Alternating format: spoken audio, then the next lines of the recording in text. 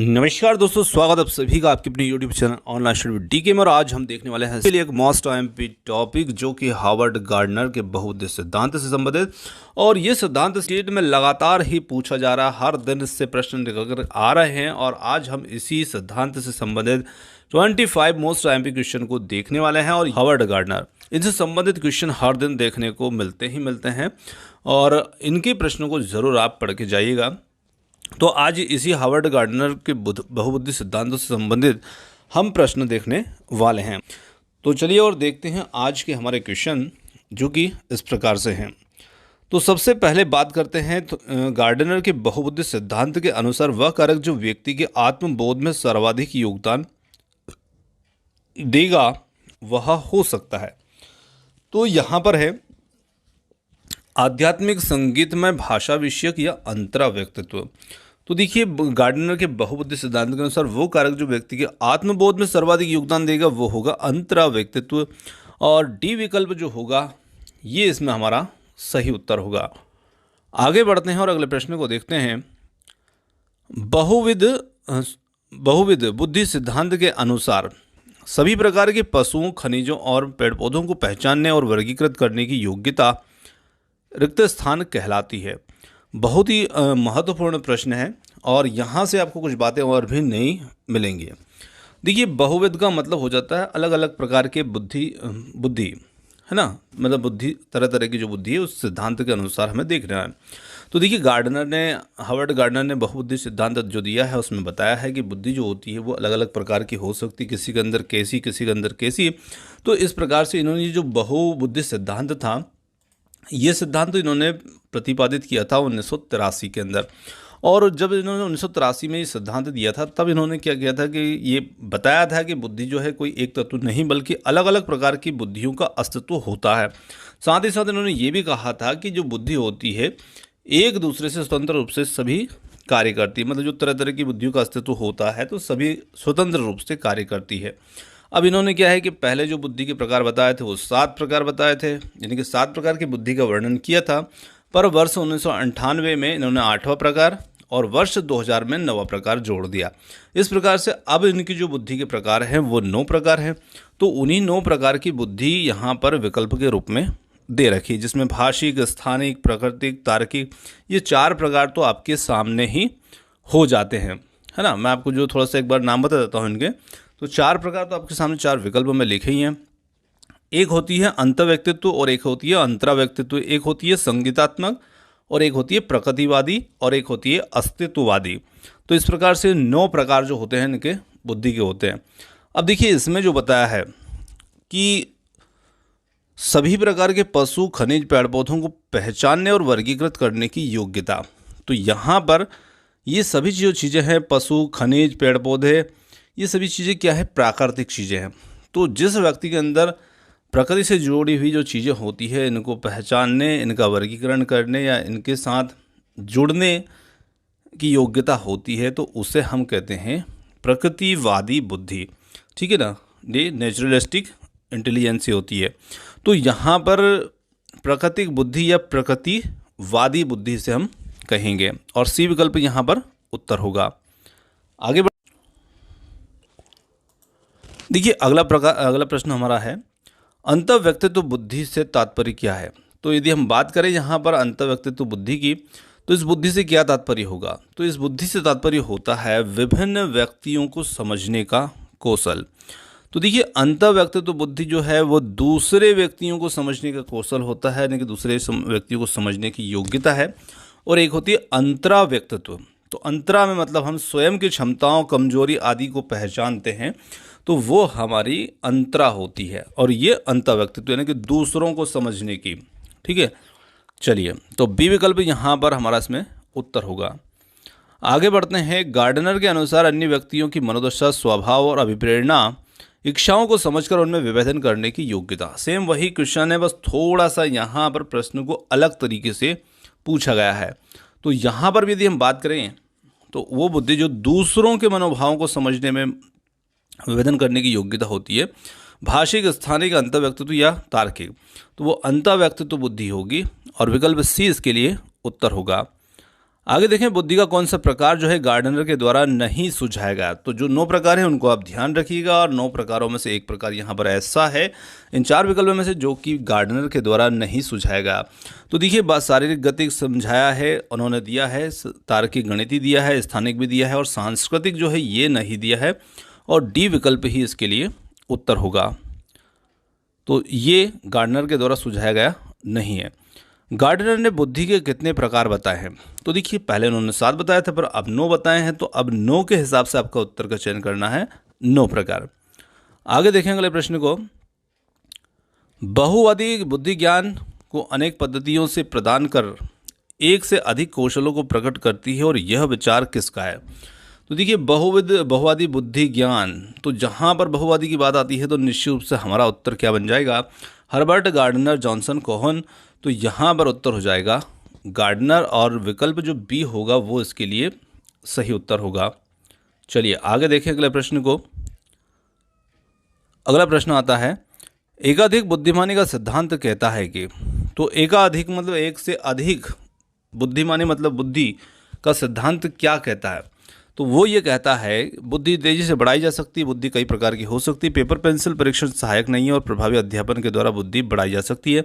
तो हम कह सकते हैं कि बुद्धि जो है कई प्रकार की हो सकती है, और यही तो कहता है बहुबुद्धि सिद्धांत हार्वर्ड गार्डनर का। विकल्प 20 के लिए यहाँ पर सही उत्तर है। हार्वर्ड गार्डनर का बुद्धि का सिद्धांत बल देता है, किस पर बल देगा?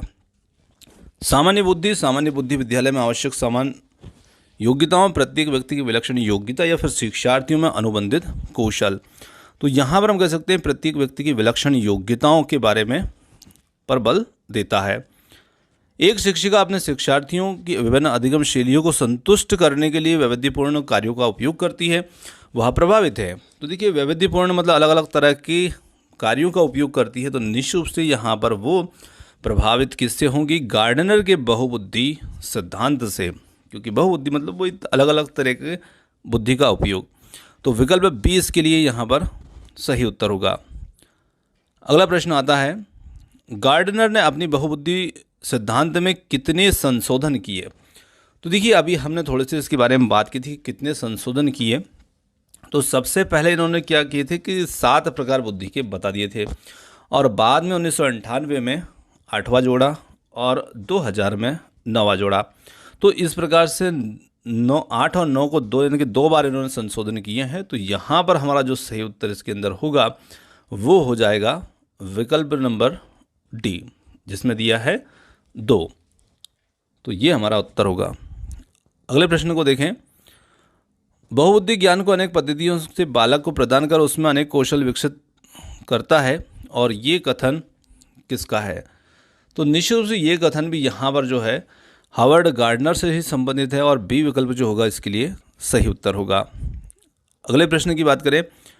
हार्वर्ड गार्डनर का बहुबुद्धि सिद्धांत सुझाता है कि, अब देखिए क्या सुझाता है, बुद्धि को केवल बुद्धि लब्धि परीक्षा से ही निर्धारित किया जा सकता है। दूसरा है, पर शिक्षक को चाहिए कि विषय वस्तु को वैकल्पिक विधियों से पद्धति के लिए बहुबुद्धि को एक आदर्श रूप में काम ले। तो निश्चित रूप से अभी हमने देखा कि एक शिक्षिका जो है इस प्रकार के क्रियाकलाप कर रही है तरह तरह के, तो वो हार्वर्ड गार्डनर के बहुबुद्धि सिद्धांत से ही प्रेरित थी, और यहाँ पर भी हमें वही करना है, उसी के अनुरूप यहाँ पर उत्तर का चयन करना है। और निश्चित रूप से इसमें जो बी विकल्प है ये हार्वर्ड गार्डनर के बहुबुद्धि सिद्धांत को सुझाता है। तो यहाँ पर बी विकल्प इसके लिए सही उत्तर होगा। अगले प्रश्न की बात करें। कक्षा अध्यापक ने माधव को अपनी कक्षा में कीबोर्ड पर स्वयं द्वारा तैयार किए गए मधुर संगीत बजाते देखा। कक्षा अध्यापक ने विचार किया कि माधव में रिक्त स्थान बुद्धि उच्च स्तरीय थी। देखिए, यहाँ पर उसने संगीत बजाते हुए देखा, स्वयं का तैयार किया हुआ, तो बच्चे में कौन सी बुद्धि उच्च स्तरीय होगी? स्थान एक, शारीरिक गतिबोध, संगीतमय, भाषाई। तो निश्चित रूप से बच्चे में संगीतमय जो बुद्धि है, यानी कि संगीत वाली जो बुद्धि है, संगीत, वो बुद्धि इसमें उच्च स्तरीय है। आगे बढ़ते हैं और अगले प्रश्न को देखते हैं। अगला प्रश्न आता है। एक बालक जिसके संसार की शुद्धता से प्रत्यक्षीकरण करने की क्षमता अधिक होती है, उसमें कौन सी बुद्धि अधिक होती है? भाषाई, संगीत, स्थानिक या अंतर व्यक्तित्व। तो निश्चित रूप से बालक के अंदर जो है वो स्थानिक बुद्धि की अधिक होगी, और यहाँ पर सी विकल्प इसके लिए।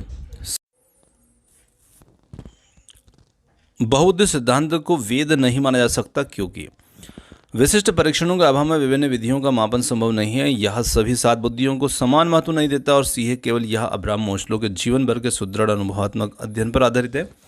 और डी है यह सर्वाधिक महत्वपूर्ण सामान्य बुद्धि जी के अनुकूल सुसंगत नहीं है। तो यहाँ पर हम कह सकते हैं कि इसे वैध नहीं माना जा सकता, क्योंकि विशिष्ट परीक्षणों के अभाव में विभिन्न बुद्धियों का मापन जो है वो संभव नहीं है, और ए विकल्प जो होगा ये इसमें उत्तर होगा। अगले प्रश्न की बात करें, गार्डनर का बहुबुद्धि सिद्धांत किस पर अधिक बल देता है? विद्यार्थियों के अनुबंधित कौशल, सामान्य बुद्धि, विद्यालय में आवश्यक सामान्य योग्यता, प्रति व्यक्ति की विलक्षण योग्यता। तो यहाँ पर होगा प्रति व्यक्ति की विलक्षण योग्यता। अगले प्रश्न की बात करते हैं, एक शिक्षिका अपने विद्यार्थियों को विभिन्न अधिगम सहेलियों को संतुष्ट करने के लिए विवेकपूर्ण कार्यों का उपयोग करती, वह किससे प्रभावित है? तो ये अधिगम पहेलियाँ हैं, है ना, सहेली नहीं है, या अधिगम की विधियाँ कह सकते हैं। अधिगम पहेलियों को संतुष्ट करने के लिए विवेकपूर्ण कार्यों का उपयोग करती, वह किससे संबंधित होगी? तो निश्चित रूप से शिक्षिका भी यहाँ पर हावर्ड गार्डनर से संबंधित है, और डी विकल्प जो होगा वो इसमें सही उत्तर होगा। अगले प्रश्न की बात करें तो अगला प्रश्न आता है हमारा, गार्डनर के बहुआयामी सिद्धांत में वर्तमान में कितने बुद्धि आयाम हैं? तो देखिए प्रश्न वही है जैसे कितने प्रकार हैं या कितने आयाम हैं, इस प्रकार से प्रश्न रखे जा सकते हैं। तो प्रकार की बात करें या आयाम की बात करें तो वही 9 प्रकार 9 आयाम ही इसमें देखने को मिलेंगे। चलिए आगे देखें अगले प्रश्न को। हावर्ड गार्डनर की बहुबुद्धि सिद्धांत के अनुसार तार्किक गणितीय बुद्धि वाले एक व्यक्ति की क्या विशेषताएं हो सकती है? देखिए तार्किक गणितीय बुद्धि वाले व्यक्ति की विशेषताओं को देखना है, और इस तरह की जब विशेषता एक व्यक्ति के अंदर होगी तो निश्चित रूप से उसके अंदर जो गणितीय या तार्किक समस्या होगी उसको हल करने या सुलझाने की प्रवृत्ति उसकी होगी। तो निश्चित रूप से यहाँ पर ध्वनि ताल, तो ये तो संगीत वाले के हो गए। दृश्य, स्थानिक परिवेश को सटीक रूप से ग्रहण करना स्थानिक बुद्धि हो जाएगी। संगीत में सभी व्यक्ति आवाज़ निकलकर, ये भी संगीत से संबंधित है। पैटर्नों को खोजने और तर्क की लंबी श्रृंखला को हल करने और संवेदनशीलता से संबंधित उस व्यक्ति के अंदर विशेषताएं होंगी, और डी विकल्प इसके लिए सही होगा। वह विधियाँ जिनके प्रयोग में विद्यार्थियों की स्व पहल और प्रयास शामिल है, निम्न में से किसका उदाहरण है? तो जहाँ स्व पहल और स्व प्रयास शामिल है तो निश्चित रूप से यहाँ पर हम कह सकते हैं निम्न में से किसके उदाहरण है? तो यहाँ पर अधिगमकर्ता केंद्रीय विधि विकल्प सी इसके लिए सही है। अगले प्रश्न की बात करें, अस्तित्ववादी बुद्धि जो है उसको सिद्धांत को कब जोड़ा गया? 96, 90, 2000 या 98? तो यहाँ पर हम कह सकते हैं कि इस बुद्धि को जोड़ा गया तो वर्ष 2000 में, और सी विकल्प इसके लिए सही होगा। देखिए अगला प्रश्न आता है, एक क्वेश्चन हमारा मिसप्रिंट था इसलिए उस क्वेश्चन को हमने अवॉइड किया है। बहुबुद्धि सिद्धांत का प्रत्यय इंगित करता है, तो निश्चित रूप से ये जो प्रत्यय होगा किस चीज़ को इंगित करेगा? विद्यार्थियों में विभिन्न गतिविधियों में जैसे संगीत, कला आदि की उपलब्धि स्तर में वृद्धि करनी चाहिए। और बी है विद्यार्थियों को संगीत, कला, खेल विषय तभी लेने चाहिए जब वे इन विषयों में अपनी अलग अलग पहचान बनाने में सक्षम हो। साथ ही साथ यहाँ पर गणित और भाषा जैसे परंपरागत विषयों के अलावा अन्य क्षेत्रों में बालक की उपलब्धि की प्रशंसा की जानी चाहिए। और डी है उपरोक्त सभी। तो निश्चित रूप से यहाँ पर हम कह सकते हैं कि गणित और भाषा जैसे परंपरागत विषयों के अलावा अन्य क्षेत्रों में बालक की उपलब्धि की प्रशंसा की जाना चाहिए। मतलब निश्चित रूप से जब हम उनकी प्रशंसा करते हैं तो कहीं ना कहीं वो उस और प्रेरित भी होते हैं, और विकल्प सी इसके लिए सही होगा। अगले प्रश्न की बात करें तो एक और प्रश्न हमारा मिसप्रिंट था, तो उसके बदले में अगला प्रश्न है, कौन सा निरीक्षण गार्डनर की बहुबुद्धि सिद्धांत का समर्थन करता है? तो सिद्धांत को देखना है जो गार्डनर के बहुबुद्धि सिद्धांत का समर्थन करता है। विभिन्न बुद्धियां अपने स्वरूप में पदानुक्रमात्मक हैं। और बी है मस्तिष्क की एक भाग में हुई क्षति केवल किसी विशिष्ट योग्यता को प्रभावित करती है, न कि संपूर्ण योग्यता को। बुद्धि विश्लेषणात्मक, सृजनात्मक और व्यवहारिक बुद्धियों के अंतर्क्रिया है, और डी है उपरोक्त सभी। तो यहाँ पर हम कह सकते हैं इसमें विकल्प नंबर बी, मस्तिष्क के एक भाग में हुई क्षति केवल एक विशिष्ट योग्यता को प्रभावित करती है, न कि संपूर्ण योग्यता को।